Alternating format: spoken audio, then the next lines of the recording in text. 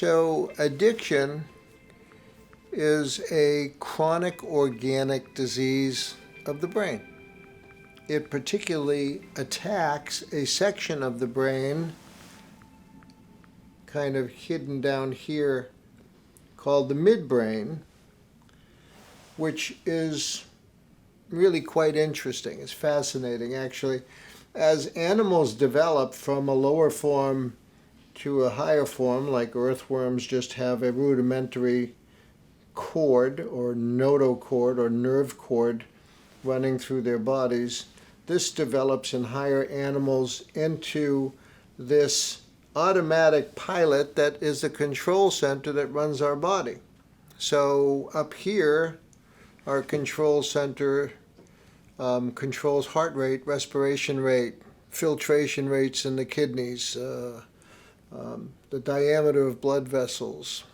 This is our main control center. Up here, we'll add to the control center more of an emotional center, our memory banks, and our pleasure center. So as man and primates evolve higher, we're lucky enough to get a pain modulating center, a balance center, a visual cortex, a motor center, and then the prefrontal area where decisions are made.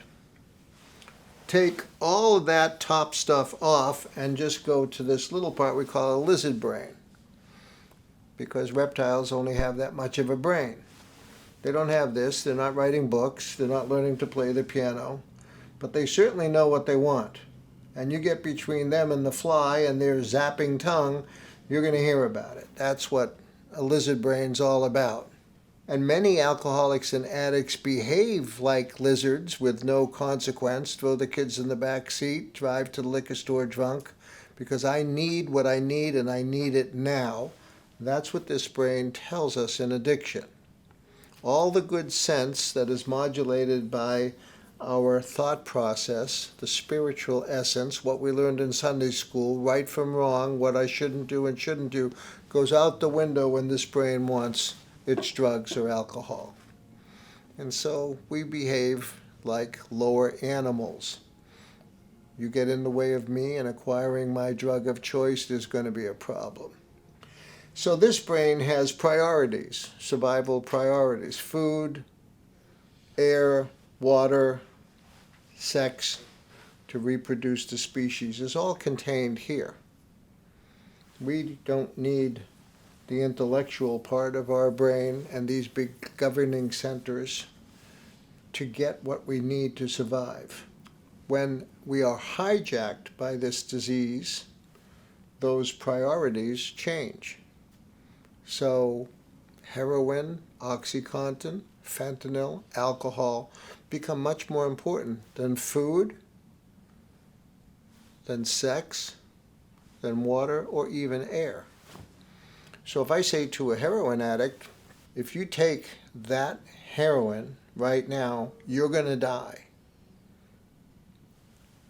You can live by going to a sober lifestyle. About 99 times out of 100, they're going to take that heroin despite my warning. And many of them die because the brain tells them that that's more important than the air itself that they would get if they didn't use it. So that's called hijacking the brain, and that's how this disease works. It works by lodging itself into the fabric of our brain, completely suppressing normal instincts for food and the other survival prerogatives, and making the need for the drug or alcohol absolutely uncompromised. You have to have it. Up here in our reasoning centers is where decisions are made, and although we may intellectually know that it's good to be sober and good to abstain, oftentimes that message does not play through.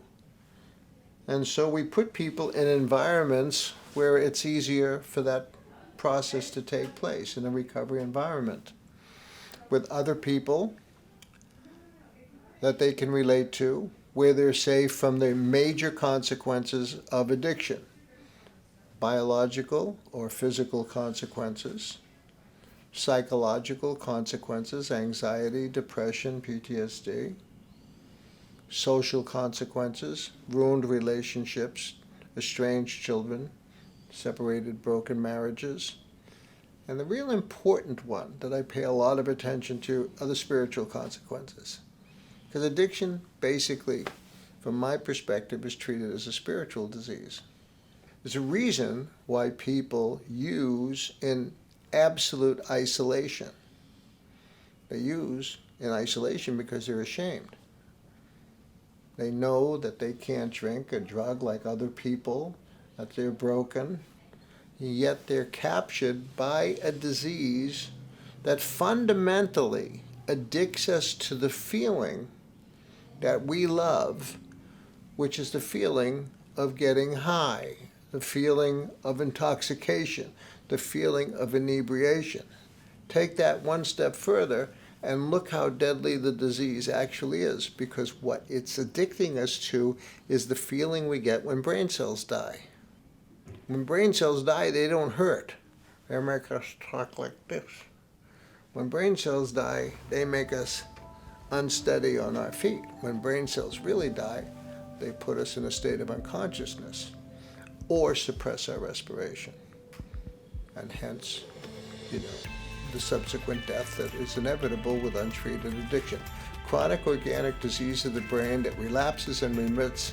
If untreated, it's fatal, absolutely fatal. Like diabetes, it has to be treated every day.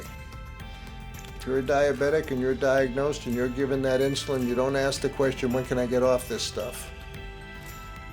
Every day you need that insulin for good reason. But you're also obliged to change your lifestyle. The way you eat, the smoking, the exercise is critical if you're going to have a good outcome. But it's a chronic organic disease that won't go away. Just like addiction, very treatable, but not curable yet. So you got that disease, you got it for life.